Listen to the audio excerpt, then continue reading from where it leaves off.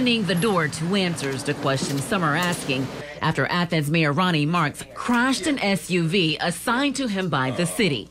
So I know, obviously, your citizen complaint is that I was in violation of some kind of policy, which in my opinion is nonsense.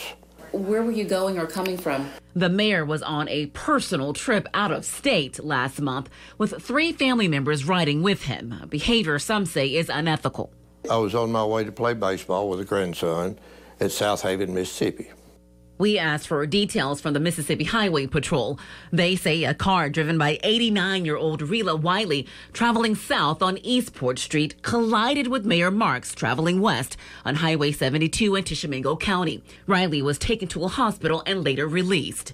And she came straight across the median. And I made a very quick decision to either make a decision to try to cross the median and hit an 18-wheeler or to hit her.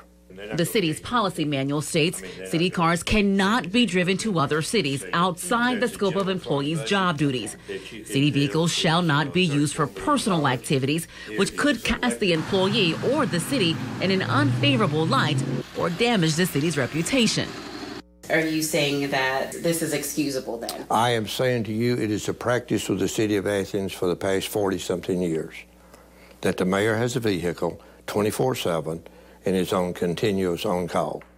Councilman Harold Wells says city cars are not paid for with tax dollars, but by revenue from the gas department housed here. He explains that this part of the manual does, in fact, exempt the mayor from rules that apply to most employees. He's going to get called out. He's on 24/7, Ms. Williams. He has to respond at that time. Yes, he could have probably had some way to drove a private vehicle of his wife's or something like that. But I see nothing unethical at all about him driving a vehicle to Mississippi. Some people didn't want to go on camera, but say they agree. If the city council is fine with it, I think it's fine. Others have a different take. If it's a personal trip, he shouldn't have drove a city car out of state. City cars should stay in the city unless it's state business or something like that.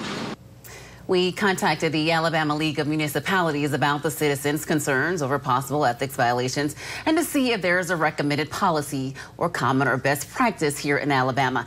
They say it's really up to each city's council, and it's not uncommon for mayors to have full use of city vehicles.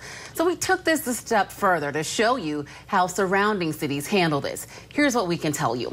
After checking with some other cities, in Gunnersville, the mayor is allowed use of a city vehicle. It's designated for business purposes only. The city of Huntsville reimburses its mayor for miles driven in his personal vehicle for work-related activities. Decatur's mayor gets a $500 monthly stipend for driving his personal vehicle to business-related functions. Councilman Wells says they do plan to meet soon to talk about whether they need to make any changes. We'll, of course, let you know if that happens. Their next council meeting is set for this evening. Well,